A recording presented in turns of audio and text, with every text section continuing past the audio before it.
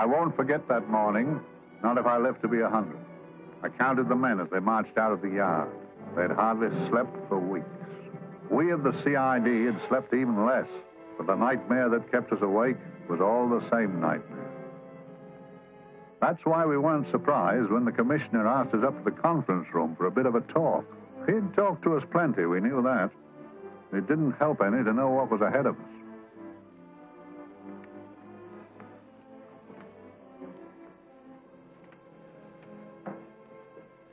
Must we have that window open, Gregson? Oh, shut it if you want to. Chief will be in enough of a temper without having a ruddy blast down the back of his neck.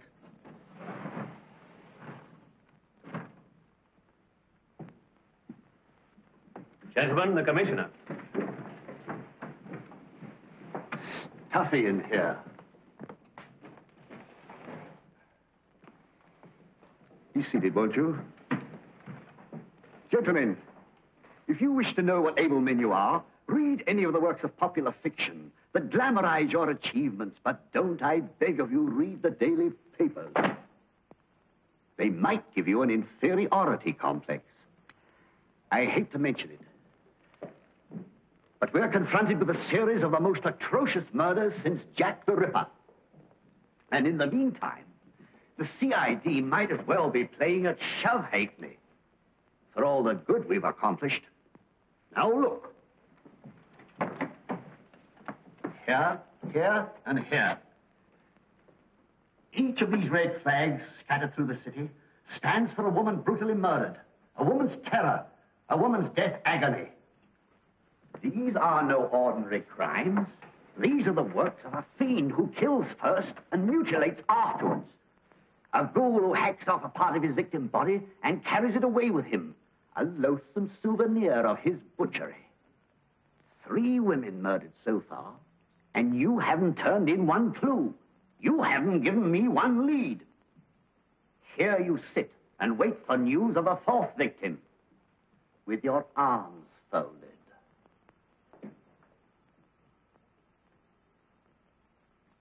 Well, we hadn't long to wait.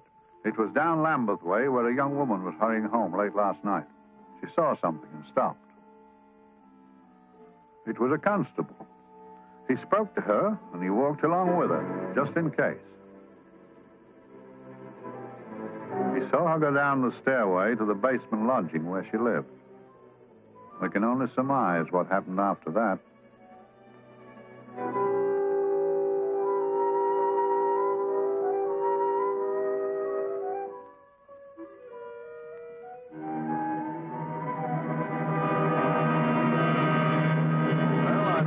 Pride in my pocket and went to see the man who'd so often helped out Inspector Lestrade and myself in the past, Mr. Sherlock Holmes.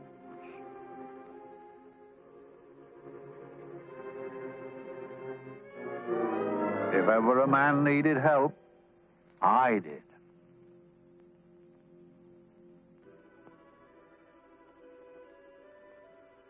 This makes 4, Inspector. 4 defenseless women here in the heart of London. And everyone with the right forefinger hacked off. Not hacked, Inspector Gregson. Cleanly, expertly severed. The work of a skilled surgeon. That's our only clue. Much about the age of my sister's girl. Is there no way of stopping this, Mr. Holmes? Yes. There's a way, somehow. The fiend that did this. I promise. I promise. We've nothing to go on. That's the rotten part of it. We can't get far without knowing the motive. Well, at least we know what the motives were not. It wasn't robbery, nor passion, thanks be, nor yet vengeance. Because they all came of totally unrelated families. Steady, Inspector, steady. Sorry, Mr. Holmes. I don't turn a hair when it's a bloke that can look after himself. A little slip of a thing like that. Yes, it's horrible. Come on, let's get a drink.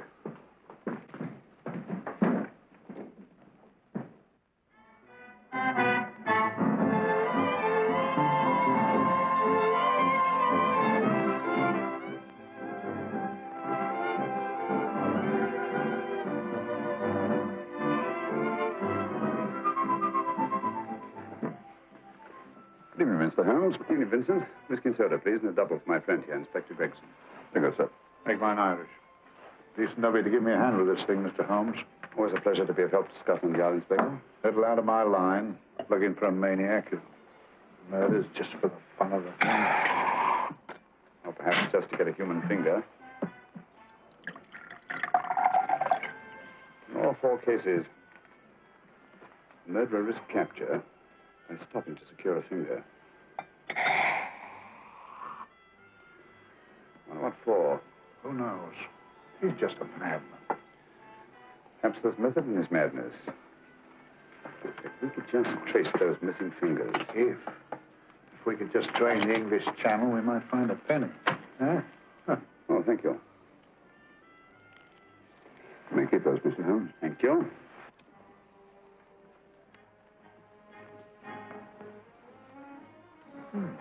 Sir George Fenwick, isn't it? Yes. Is that his daughter with him? Don't be so naive, Inspector. You know everyone, don't you, darling? Well, hardly. A week ago, I didn't know you. A week. How fast it's gone.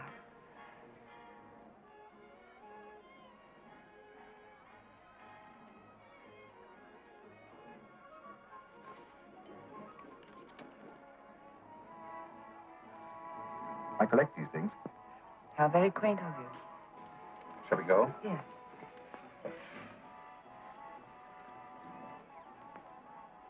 What are you looking at, Mr. Holmes? Looking at a very handsome woman.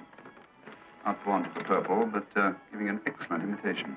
Would you like to come to my flat for a nightcap? Lovely idea. Yes, isn't it?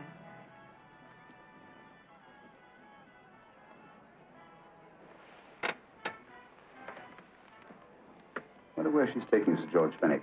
Don't be so naive, Mr. Holmes.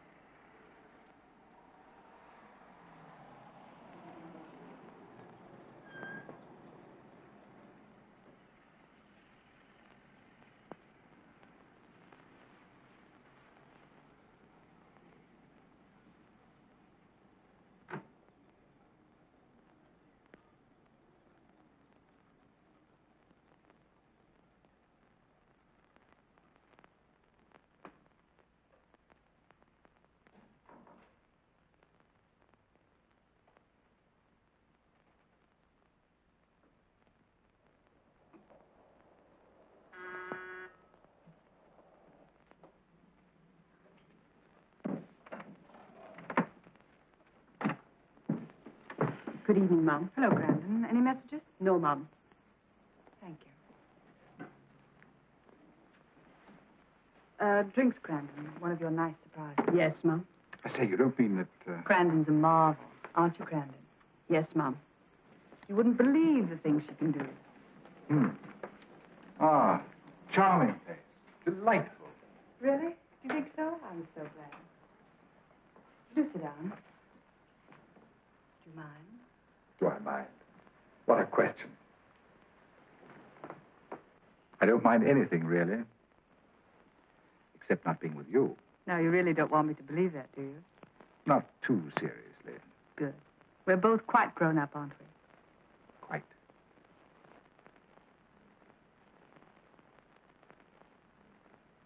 You're a treasure, Grandin.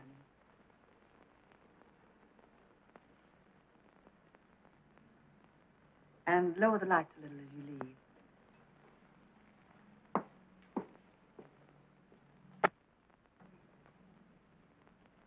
I prefer a more flattering light. In any light, you'd be... Would I? And don't you know it? Perhaps I do.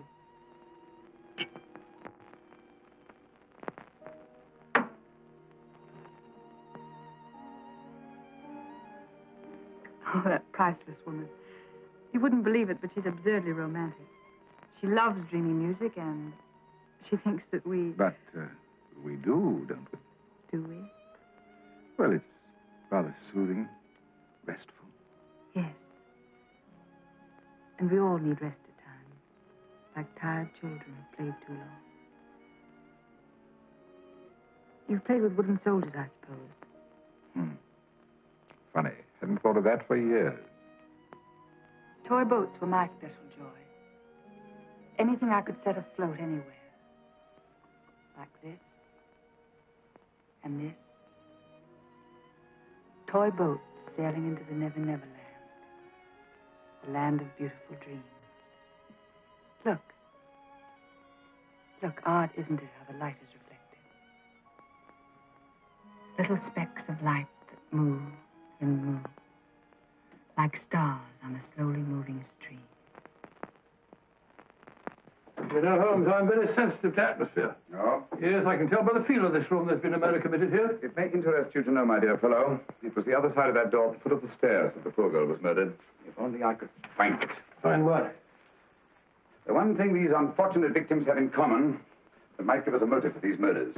There must be something. Another Jack the Ripper, if you ask me, a homicidal maniac. No, Watson. In the case of Jack the Ripper, there was one thing in common. His victims were all from one walk of life, living in the same section of the city. In this case, the murderer chooses his victims from all walks of life and from different sections of the city. No, my dear fellow, this is not the work of a homicidal maniac. It's something infinitely more sinister. You mean the creeps? What on earth are you talking about? Watson, I'm convinced that these murders are only incidental to some larger and more diabolical scheme. That may be, but why the severed fingers? The answer to that question, my dear fellow, is our only hope of solving these mysteries. Dear sister, I am so happy. I had such a lovely holiday at Brighton with you and Alf. And I'm looking forward to being with you again. Poor little thing. Sort of raises a lump in your throat. I can picture her sitting here happily writing this letter. And I'm not bitter realizing that she's shortly going to her death.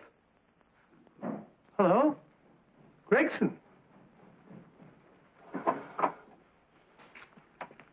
Oh, there you are, Mr. Holmes. I've been looking for you everywhere. What's happened? Murder in Edgware Road, not half an hour ago. Woman? Yes. And the right forefinger cut off clean.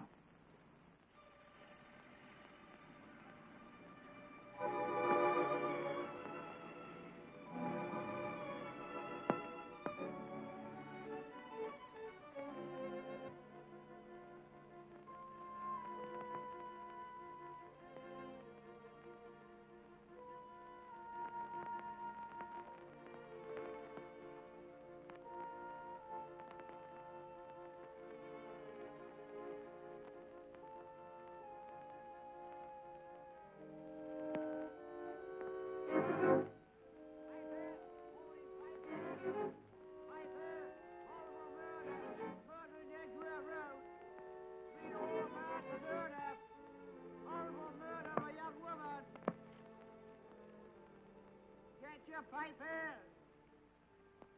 Horrible murder, Piper! All about the murder! Morning, Piper! All about the murder! Piper! Horrible murder! Another young woman found murdered, Piper, sir! Horrible murder, Piper! Piper! Read all about it! Get your Piper! Murder in Edgware Road! Horrible finger murder. Shocking murder. Murder in Edgware Road. Horrible murder of a young woman. Read all about the murder.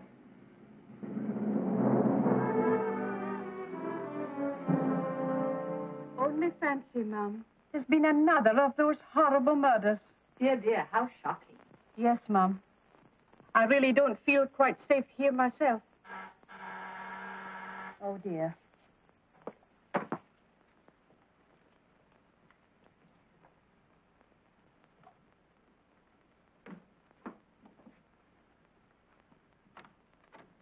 Why, Sir George! I must see Miss Marlowe at once. I don't know if she... I must see her. Where is she? Lydia. Why, Sir George, what is it? What happened? I don't know. You'll have to help me. You've got to help me. But I don't understand. Listen. I woke up a few minutes ago in a cheap boarding house off Edgware Road. I don't know how I came there. I don't know when. The last thing I remember is being here with you. Calm yourself, Sir George. When did I leave here? Well, it was about, it was 10:45, Mum. Precisely. You seemed, forgive me. Just a little distressed. Detached. Not interested. I thought I'd said something to offend you. I don't remember.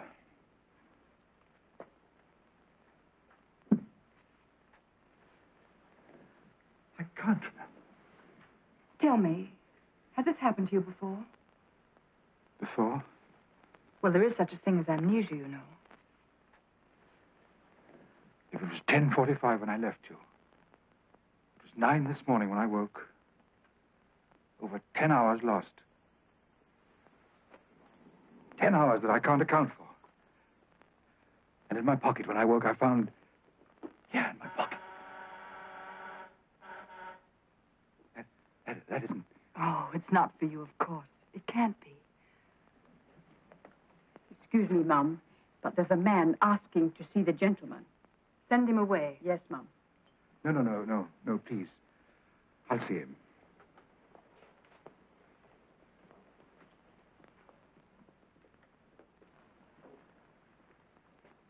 Well? Delightful room.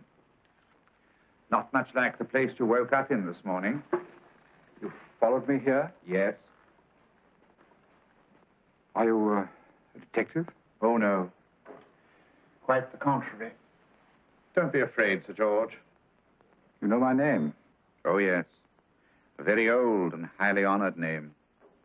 And being the bearer of such a name, and also a very wealthy man, I thought you might care to possess yourself of this trifle. Rather than let it fall into the hands of the police. It is yours, if I'm not mistaken. The initials, GF. Where did you get this? It came out of your pocket. I saw it fall, but you never noticed. You were very busy, bending over something with a knife. Then you put something in your pocket.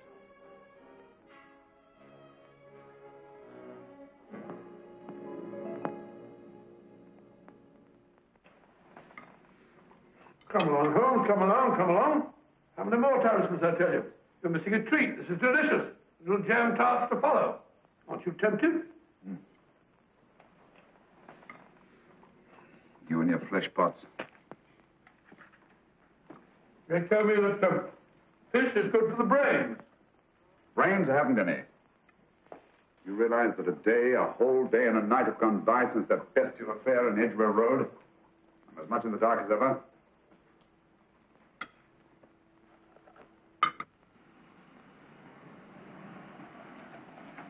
Hello, here comes a client, unless I'm very much mistaken.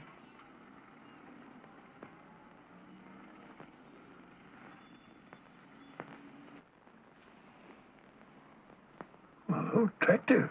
Very attractive.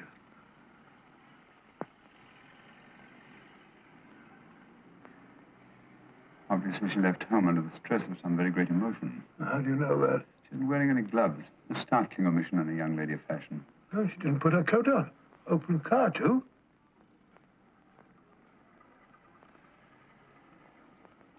Furthermore, there's something in that bag she wants to show me. What makes you say that? The bag doesn't match her dress, indicating it was picked for size rather than style, to accommodate some bulky object. You amaze me, Holmes. What do you mention, my dear fellow?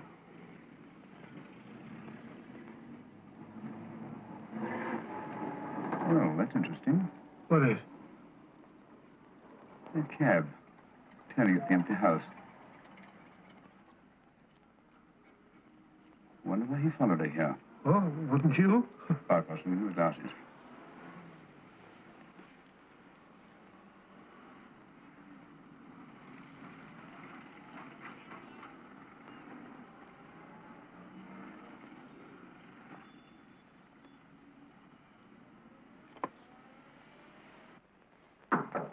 Well, we shall soon know. Yes, Mrs. Hudson? It's a young lady, sir. Most urgent. Ask her to come in. Go right in, miss. Mr. Holmes? Yes, this is my friend, Dr. Watson. How do you do? How do you do? Mr. Holmes, you must excuse me, please. Yes, well, won't you sit down? Come along. May I? quite all right. Thank you.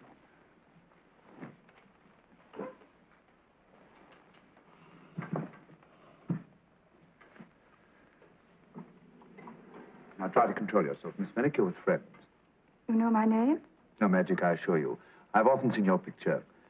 You're the daughter of Sir George Fenwick, aren't you? Yes. It's about my father that I... What about your father, Miss Fenwick? Oh, I don't know what to do. He's always been the nicest, dearest person.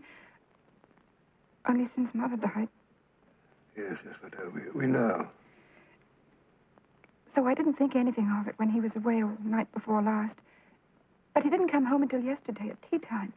Didn't come in for dinner at all. Just paced up and down in the library hour after hour. I begged him to let me in, but he wouldn't. Steady, steady. Now take your time. I couldn't sleep a wink last night. Then I started hearing things. Hearing things? What sort of things? I heard someone in the garden underneath my window. Then I saw a figure moving down the garden path. And I recognized my father. Stealing through his own garden like a thief.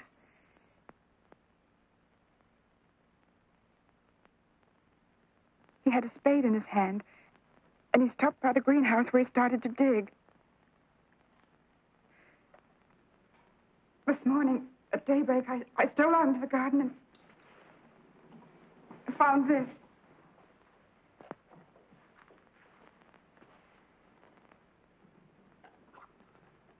A finger. A human finger. Bring up Scotland Yard, will you, Watson?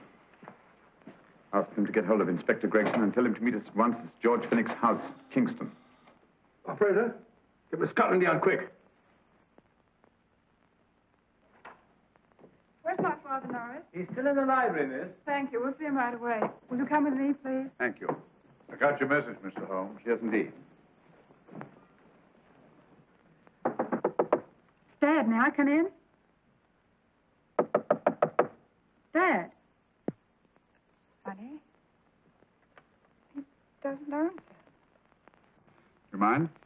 Please do. Thank you. Watson, quick. Oh, Come along, no, my dear. no, no. Take charge, Miss Fenwick, please. No, miss, please. Please come along with me.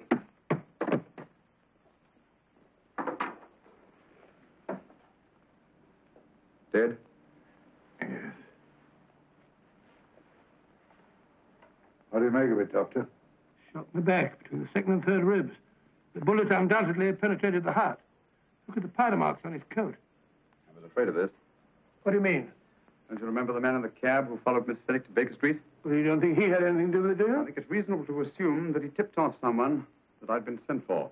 Sir George has obviously been murdered to keep him from telling me what he knew. What was the weapon used? Small caliber revolver, point blank range, by the look of the wound. The murderer came in through those French windows. The mud from the garden he brought in on his boots. Sir George must have surprised the intruder. Passed the room to him here. What follows we can't tell. But from the location of the wound, I'd say that he turned his back for a moment, and as he turned, the muzzle of the revolver was placed between his ribs and one muffled shot fired. And you mean to say he kept on going, even after he was shot? There's no doubt about it. Look there. The trail of blood leads us back to the desk. There's something Sir George was after. Something. I know. He was trying to summon help, poor chap. I don't think so, Watson. There's the bell pull by the fireplace. No, you'll notice from the trail of blood that Sir George made straight for this desk here. I wonder. There was something he was desperately anxious to get. Hello. His right hand's clenched. It's perfectly natural. Death agony. The left hand lies open. Why only one hand clenched in the death agony? The right hand, the hand nearest the desk. Please note that. If Sir George took something off this desk, something so important that he spilled his last drop of blood to get it, I want to know what it is.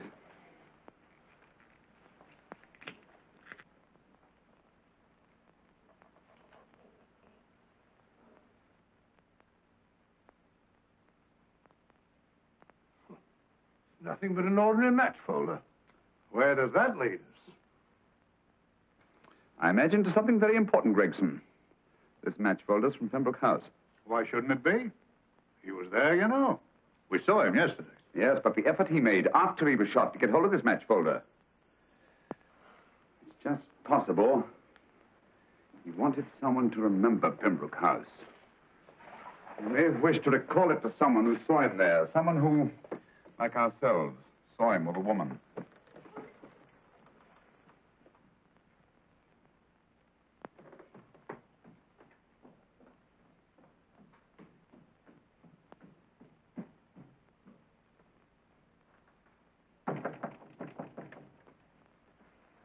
Come in. Oh, Dr. Watson, this came by hand for Mr. Holmes not 10 minutes ago. Thank you, Mrs. Elson. That would be the report from Mr. George's bank. What from Sir George? Oh, really? Don't you remember his daughter told us that he just closed his account? Had it looked into at once.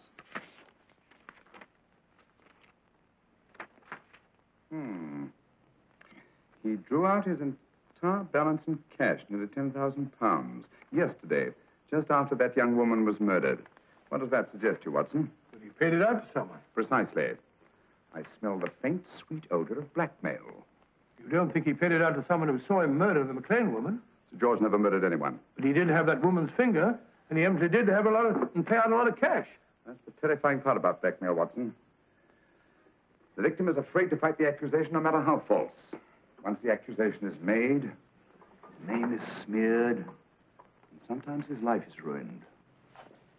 Well, Sir George didn't commit these murders. What fiend did? I rather think they're not the work of any one man. Oh, come home. You don't expect me to believe there's a whole organization going about killing people and chopping off their fingers. That's possible, quite possible. Well, whoever's behind all this thing must be out of his mind. On the contrary, my dear fellow, if my assumptions are correct, this little scheme has behind it the most brilliant and ruthless intellect the world has ever known. You don't mean Professor Moriarty? I do. Oh, steady, Holmes, you've got him on the brain. This is the third time in as many months you've suspected him of unsolved crimes. He's dead, you know. Is he? Is he? You know he is. He was hanged in Montevideo, well, over a year ago. I know that someone was hanged in Montevideo under that name. But I'll stake my reputation that Moriarty is alive and here, now in London. Hello? Yes, Dr. Watson, wait a minute. Me? Oh, yes? This is Dr. Watson speaking. No, I'm afraid I've retired. I don't practice anymore. What? Oh, that's a different thing. An emergency case. Well, just a minute. Yes? Yes, well, see, she's not moved. Remember that? Don't touch her till I get there. Fractured case in McCarthy's Mews. Heavy woman.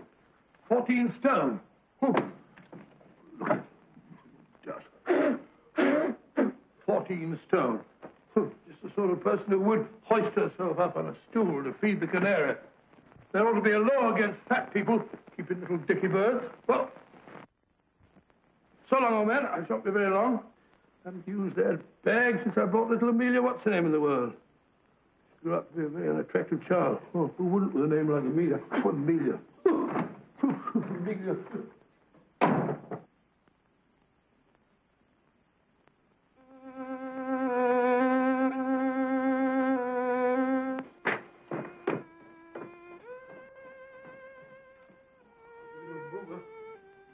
People are so stupid about accidents.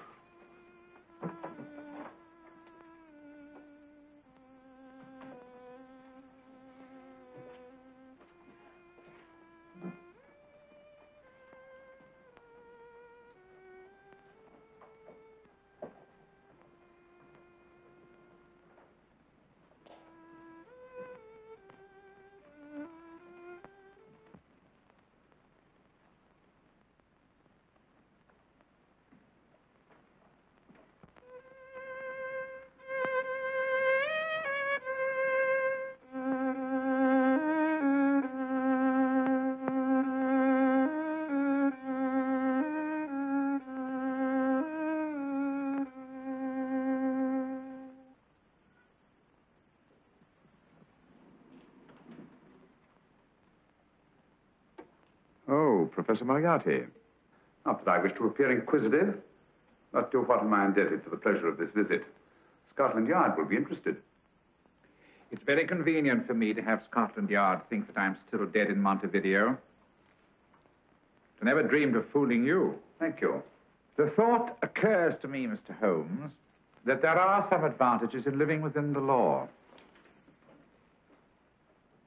You're very comfortably fixed here, aren't you? As I get on in life, the little comforts appeal to me more and more. Oh, I beg your pardon. Won't you sit down? Thank you.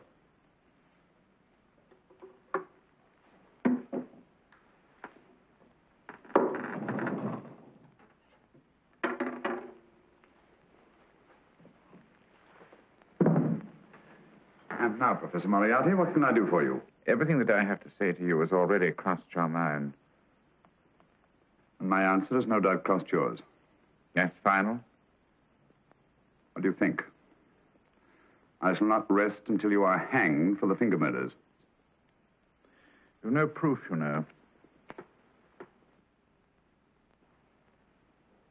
No, not a shred. But I have you. I could turn you over to the police here and now. You could. But if you did, you'd never see Dr. Watson again. Oh, the telephone call. Quite. I rather assumed you had taken some such precaution. Or I should have snatched up a revolver and indulged in a fit of heroics when you came in. Very smart, aren't you? Not smart enough.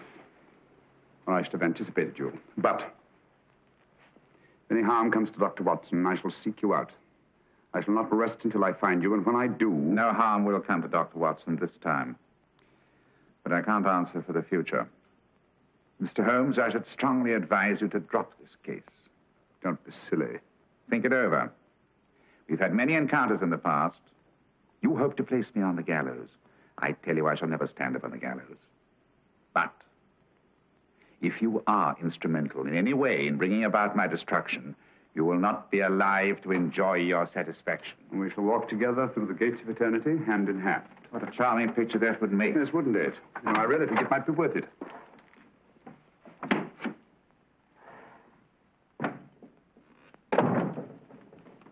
Shoelaces, Governor? Tuppence a pair. And strong enough to hang yourself. How many more times since I tell you I don't want your filthy shoelaces or your company? Shoelaces, Governor? Blasted impertinence. Run along, my good man, or I'll give you in charge. Shoelaces, Governor? Shoelaces, Governor? Help a poor bloke. What's only got one arm? Any luck with Mr. Holmes? You can read his obituary in tomorrow's papers.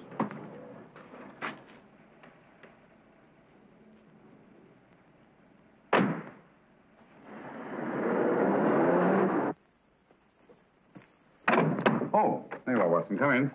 I was, just going out to look for you. Look for me, what for? Suppose you don't think I know my way about. Well, you're right, I don't. Blast all practical jokers anyhow. Know where I've been? On a wild goose chase. Exactly. There's no such number in McCardle's Muse. Some fool's idea of a joke. Did you see anyone? No, nobody especially. Only a whining old idiot selling bootlaces. Persistent beggar, wasn't he? Stuck to you like grim death. Huh? How do you know? Finally left you for someone who looked like better pickings.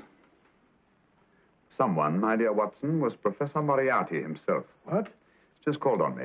Moriarty here and you let him go? But you must be out of your mind. Why? Well, he bluffed me into believing that he was holding a friend of mine as hostage. Friend of yours who?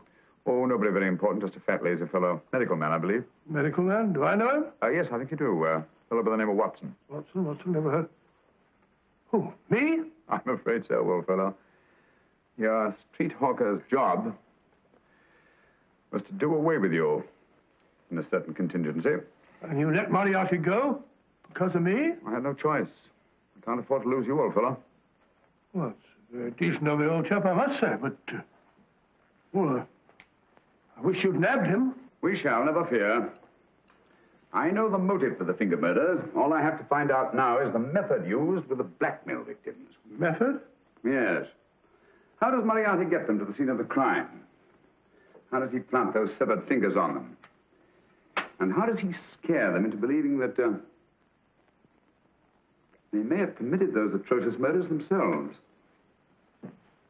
Curious.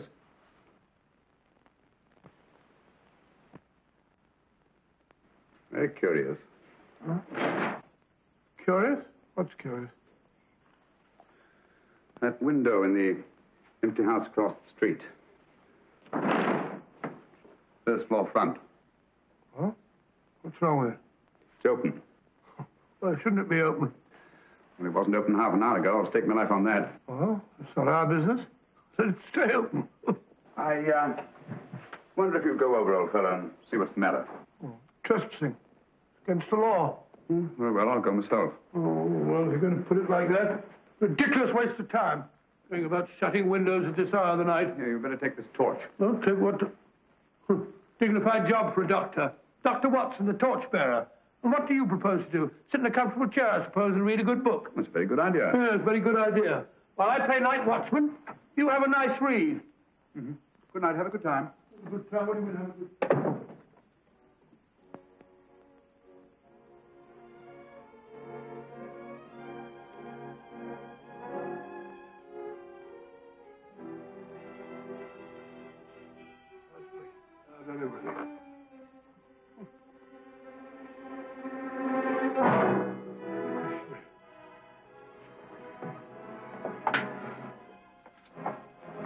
For?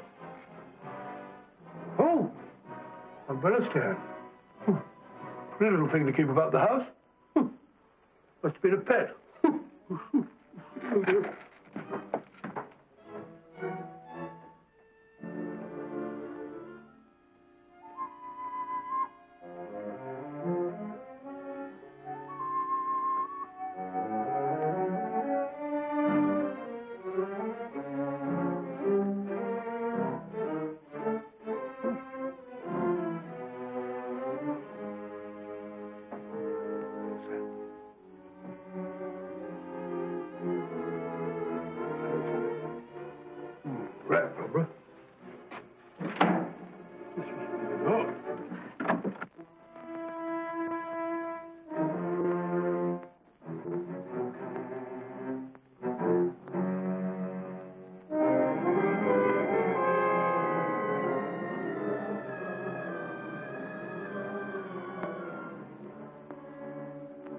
He sits comfortably reading a book.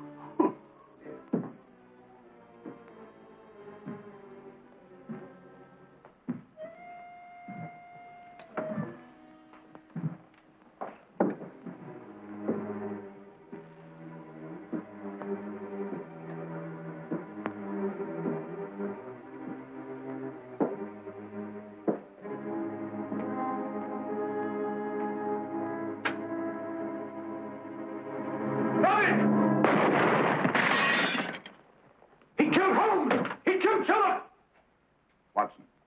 You? But I saw him shoot you a second ago. Not me, my dear fellow. Merely the bust of Julius Caesar. Incidentally, you may have noticed that all through the ages, prominent men have prominent noses. Oh, afraid we're in for terrible trouble again with Mrs. Hudson. Windows smashed, plaster all over the floor. Get up, you.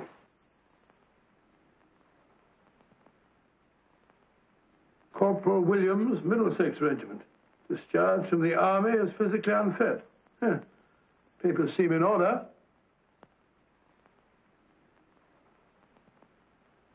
Now, Corporal Williams, you've seen service in the Far East, haven't you? The East? I thought so. Look at his complexion, Watson. Yellow as saffron. He's been taking atabrine. Cure for malaria. Sniper, aren't you? Sniper. Hmm. Why did you try to kill me? I had to kill him. I had to. Oh, snap out of it. Stop it, Watson. He's shamming. No, he isn't. Who told you to kill me? She told me. She told you? She told me I couldn't miss. Well, luckily you did miss, you murderer. She isn't a murderer, Watson. Listen, Corporal Williams. She told you you had to do it, didn't she? I had to do it. I've got it, Watson, I've got it. Got what? The method used in the finger murders. Well, what is it? Hypnotism, my dear fellow, hypnotism. And it wasn't against his nature. That's the devilish part of it. They picked a man for their purpose whose job was sniping. Who are they? Professor Moriarty and his finger murderers. Williams spoke of a woman. I think you'll find that she asked him home tonight for a drink. Nice quiet rooms, soft lights, music. You got it all pat, Mr. Holmes. What's the lady look like? Up 30, nice figure, blonde, lustrous eyes. Oh, really? Got a phone number? Oh, so? Williams will give us her address. Look after him, Gregson. Don't let anyone come near him. He's our key witness in the finger murders. Well, I hope you're guessing right, Mr. Holmes. Get up, Williams. Now, go with Inspector Gregson anywhere he tells you. Come on. Yeah. Ring me as soon as he comes to himself, will you? I will. Good night, gentlemen. Good night.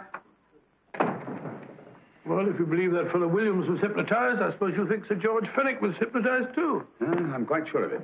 Have a cup of tea? Thanks, old boy. Nothing to eat. Well, why didn't these people make Sir George do the murder himself? Because they didn't want to get him hanged. They wanted to blackmail him. Well, who do you think the actual murderer is? One of Moriarty's gang. A diabolically simple technique. Kill a woman. Yes. But why cut off the fingers? My dear fellow, don't you understand? The severed finger is what links the blackmail victim to the murder. He wakes, finds the grisly thing in his pocket. Doesn't know how it got there. He's no idea that he's been hypnotized. For all he knows, he may have committed the atrocious crime during some dreadful lapse of sanity. In that state, when he's utterly demoralized, the blackmailers take over. Is that it? Undoubtedly. You see, they swear that they saw him commit the murder. And being human, the victim will pay anything rather than stand trial on a charge that will make his very name loathsome. Oh, it all fits in if you believe in hypnotism. The only possible explanation. You think the hypnotist is that woman with the blonde hair and the lustrous eyes, the woman you invented? I didn't invent her. I saw her. What else are you talking about?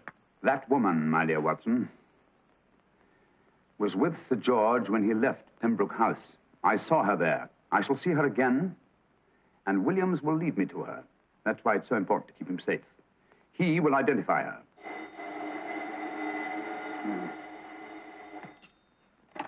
Hello? Yes? Inspector Gregson? What? Well, get every constable in the district. Yes, I'll be over at once. What's happened, Holmes? Williams is missing. Great Scott! Come on.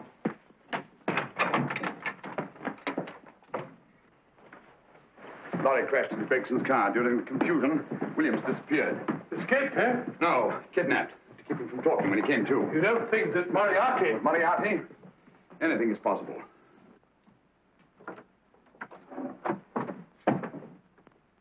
Williams! Dead. You see? Anything is possible.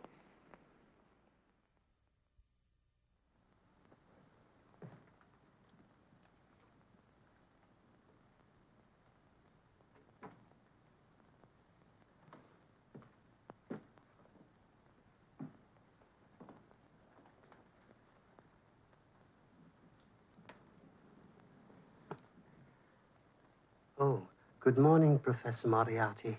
You startled me. I'm dressing another dolly, a dear little nurse.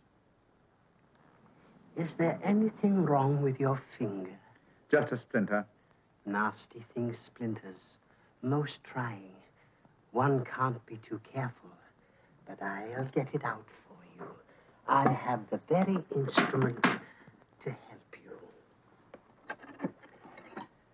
Sharp enough to split a hair. Put those tools away until they're needed. But they're not tools, sir. They're instruments. Put them away. Is Lydia in? Yes. But really, you should let me. Get dressed. Holmes and Watson just left Baker Street for the Mesmer Club. Mesmer Club? The meeting place of all the top hypnotists in London. Do you suppose that Mr. Holmes is onto our method? If he suspects, it's merely a suspicion. It's our business to see that it ends there. I hope you're right. Williams passed away before he could talk, remember? What do you want me to do? Go to the Mesmer Club, meet Holmes, and induce him to come back here. Isn't that a bit dangerous? Every meeting with Sherlock Holmes is potentially dangerous. However, you say he didn't see your face at Pembroke House. And how would you suggest I get Mr. Holmes to accompany me here? Kidnap him? Oh, no. Holmes has one weakness, his insatiable curiosity. If you can arouse that, you can lead him anywhere. It's up to you to take advantage of any opportunity that may arise. This way, please, gentlemen. I'll tell Dr. Onslow that you're here. Thank you. This is the Mesmer Club. If you ask me, hypnotism is a lot of mumbo-jumbo. Oh, come now, Watson. As a medical man, you must admit that hypnotism has its place in modern science. That may be, but 90% of hypnotists are crooks of the worst kind. Nothing more than a lot of charlatans exploiting weak-willed morons. Ah, Dr. Onslow, I believe. Happy to meet you, Mr. Holmes. Your brother Mycroft suggested I might be of help to you. He's a valued member of our little group of charlatans and crooks. Oh, beg your pardon, sir. I didn't know you were listening. Behind the curtain. My friend, Dr. Watson. Oh, delighted. How do you do? I wonder now. You see, we're in the midst of a little experimental session at this very moment. If you'd care to join us. Oh, certainly. That'd be very instructive. Oh, well, will you follow me? Thank you. Why should I know somewhere behind the blasted curtain? In treating his patients. But today, the therapeutic value of hypnotism, as we now call it, is conceded by innumerable physicians. Especially is it of value in surgical cases where the administration of local or of general anesthetic is inadvisable. Inadvisable poppycock. Oh, sorry. For the sake of latecomers, I may say that I have placed this subject under profound hypnosis. In this condition, he can feel no pain, even under applications which normally would be excruciating. Excruciating? Oh. You excuse me, please. Carter, you are having a peaceful sleep. You feel nothing.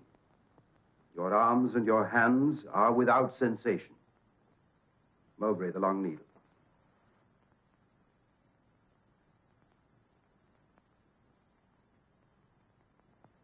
Carter, give me your right hand.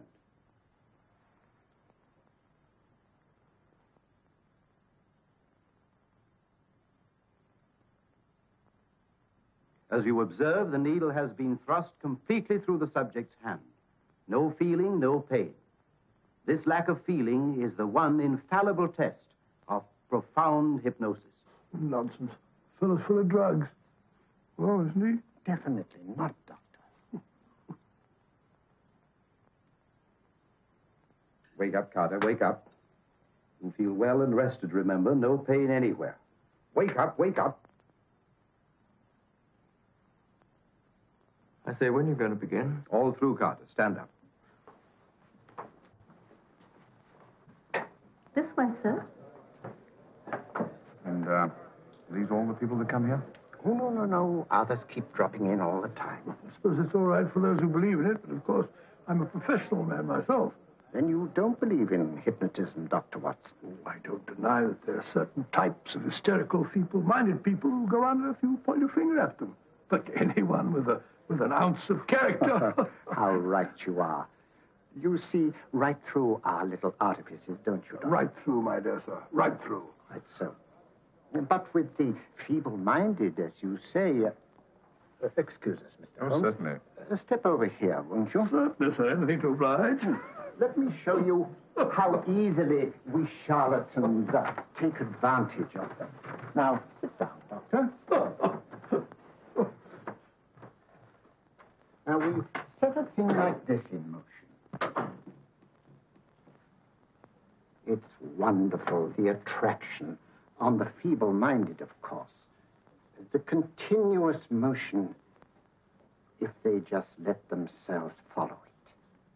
Of course, you could stare at it till doomsday, Dr. Watson, with no effect at all. Still, it might make you a little drowsy, like the white ribbon of road at night when you're driving. The rhythm is smooth, unbroken, and the road goes on and on, round and round, always the same, winding and winding. And you're drowsy, you're tired. Let the road come into you, as it were. The long road, the smooth road, the road to sleep. Sleep.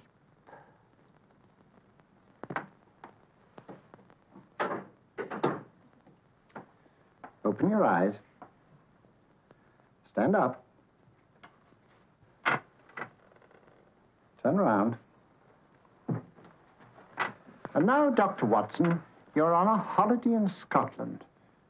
The country is amazingly beautiful. We're coming to a stream. It isn't deep. Better take your shoes and socks off.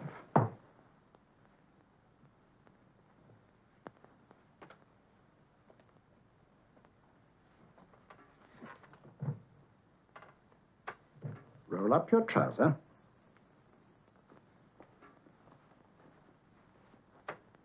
That will do. The other leg is waterproof. Turn around. Mind the pebbles.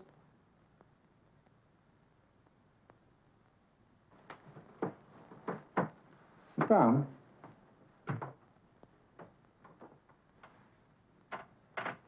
Wake up now.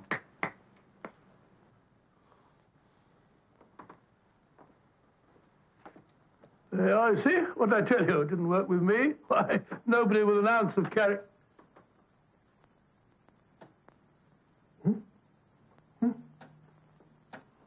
I think you'll need these.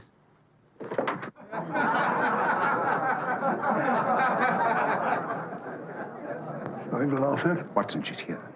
Oh, the woman you're looking for? Yes, I'm going to meet her. Perhaps I can induce her to take me to Moriarty. Do you think it's wise, Holmes? May not be wise, but it's essential. After all, I've held me on with Moriarty in the past. But isn't it dangerous? She might be a hypnotist. My will isn't stronger than hers. I deserve to be hypnotized. I feel I must protest, Dr. Onslow. I was told this was a gathering of serious students of a great science, and I find myself in a company of buffoons. Oh, my dear madam. Elliots and Esdale Braid. Were those men martyrs for the truth, that you may laugh over your childish, cruel tricks? I must say I'm in complete agreement with you, madam. This was most unnecessary performance, Dr. Onslow. Beg your pardon, sir. My name is Holmes, Sherlock Holmes. At your service, madam. Thank you, Mr. Holmes. I'm afraid I've created a rather embarrassing situation. But you see, I'm interested in the serious study of hypnotism. So am I, too. Perhaps we have something in common, Mr. Holmes. Perhaps we have. Do you join me for a cocktail at Pembroke House? I should be delighted. Good.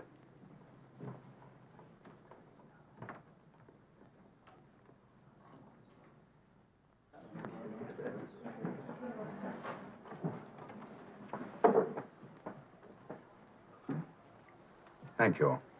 I didn't know there was such a pleasant place in London. It was so nice of you to suggest our coming here. I thought a little pick-me-up would do us good. You mean you thought I looked... I like the way you look. Thank you. I suppose I did lose my head a little at the Mesmer Club. But you see, hypnotism is almost a religion with me. I know so well what it can do to help, heal. And I can't bear to see it used for trivial purposes. I know very little about it. That's why I went to the Mesmer Club. You see, I'm rather puzzled just now with the case that I'm working on. How fascinating. Tell me about it. It's the murder of Sir George Fenwick. Fenwick? Who's he? Quite a well-known figure. Odd now I come to think of it. Last time I saw Sir George was here at Pembroke House. Strange. Yes, isn't it?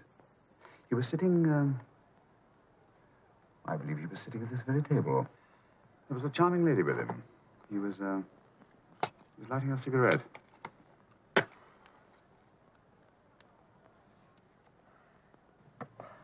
Charming.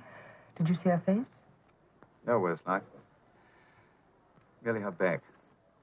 How unenterprising of you. Yes, wasn't it? Afraid I'm getting a little older. I shouldn't say so. That's nice of you. Still, the first time in my life, I've got hold of a case that's beyond me. I'm actually losing sleep over it. You know, Mr. Holmes, I believe I could help you. Really? I should be very grateful. You're amused. Oh, merely skeptical. How would you go about it? I've used hypnotism more than once in healing. Not for profit. I'm not a professional. But I do think I could help you. If you care to... I can't think of a pleasanter experience.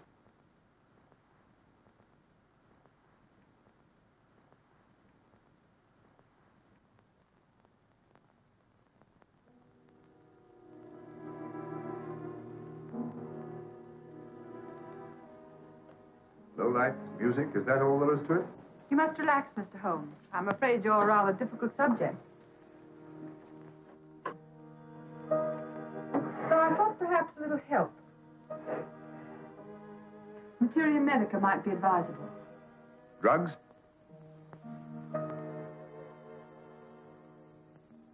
No, I'd rather not, if you don't mind. As a matter of fact, I'd rather not myself. But Schrenk-Notzing, he practiced in Munich, you know. Believed it the best means for difficult subjects. Do you mind? Well, as a matter of fact, I don't approve of sedatives. Just as you wish. We don't have to go on with this at all, you know. Wait a minute. Wait a minute. All right. I'll take a chance. It's really quite harmless. What is it? Cannabis japonica, an oriental soporific. You need water.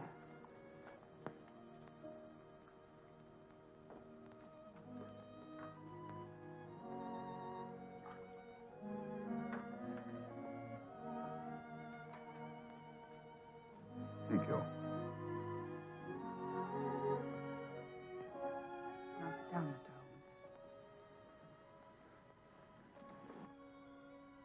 Holmes. You'll feel yourself growing drowsy. Don't fight it. Give in to it. Because you do want to sleep, you know. Just fix your eyes on this one white flower floating on the water. Empty your mind of every other thought. Follow the motion of the water. So smooth, not a ripple. Waters of forgetfulness. Steady. Deep. Strong. Strange, isn't it? How the light is reflected. Little specks of light that move and move.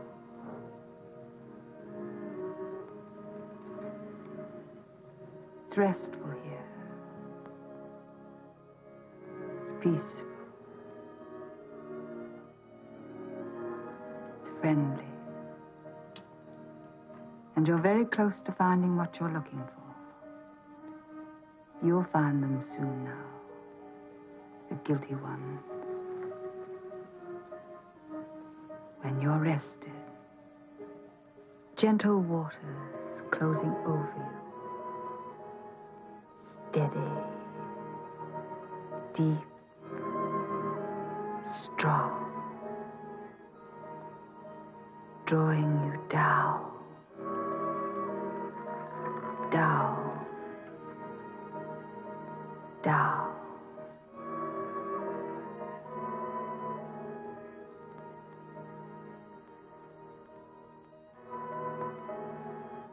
Sleep. Sleep. Sleep.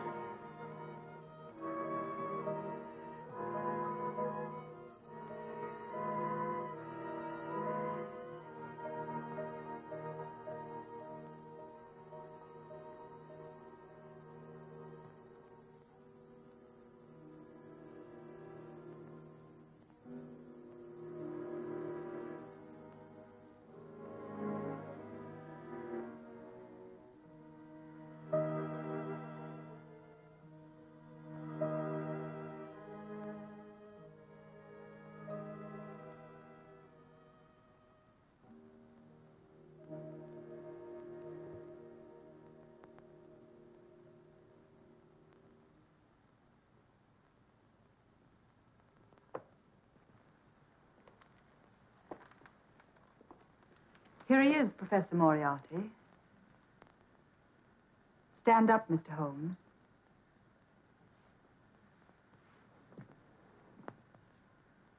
Open your eyes. Face this way. Are you satisfied? We are dealing with a clever man. He may be shamming. There's just one infallible test for profound hypnosis. You ready, Dr. Simnel?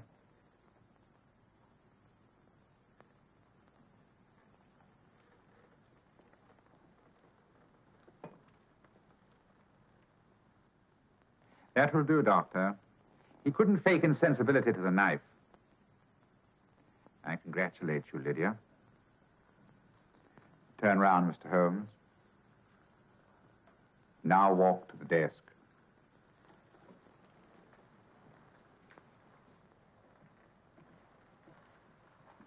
Sit down.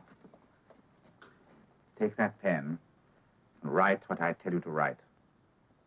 I have at last found a case which I cannot solve.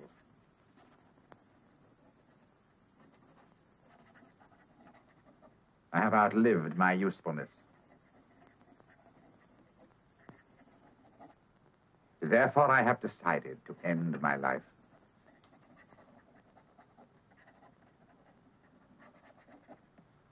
Sign your name. Now blot it.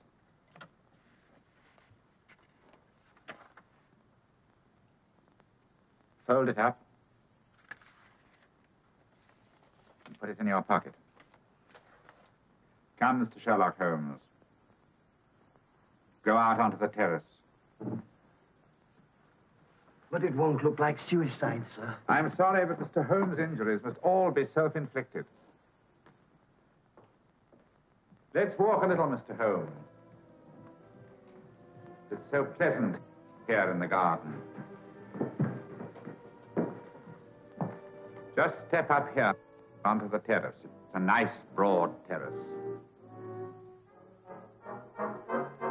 Now turn to the left and walk slowly to the end of the terrace.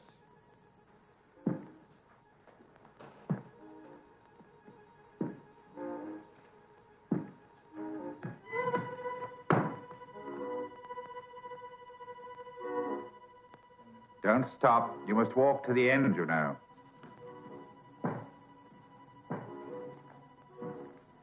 The end leads to an open doorway. You can pass through it in perfect safety. In the room beyond the doorway, you'll find what you've been looking for. Must you drag this on? This is the moment I've been anticipating for a long time, my dear. Go on, Mr. Holmes.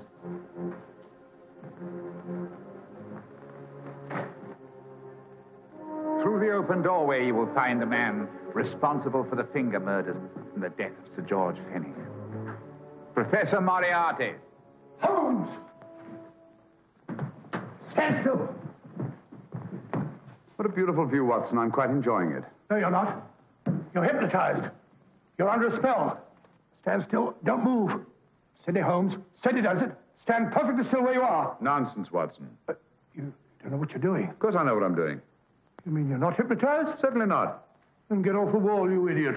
Oh, look out! Holmes! Dear fellow. What were you doing up there?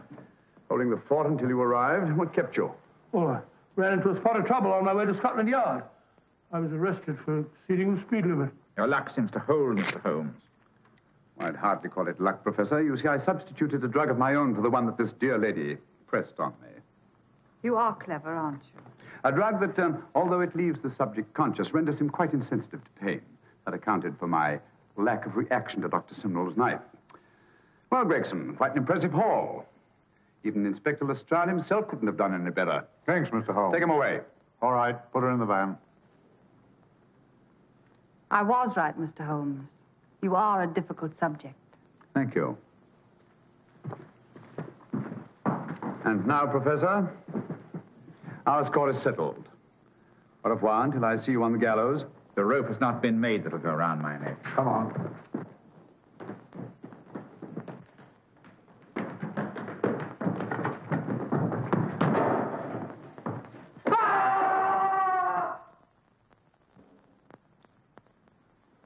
I'll take care of things, Mr. Holmes. Thank you, Inspector.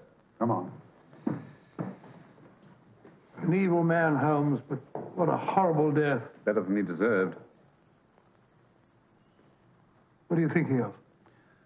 I'm thinking of all the women who can come and go in safety in the streets of London tonight. Stars keep watch in the heavens. And in our own little way, we too, old friend, are privileged to watch over our city.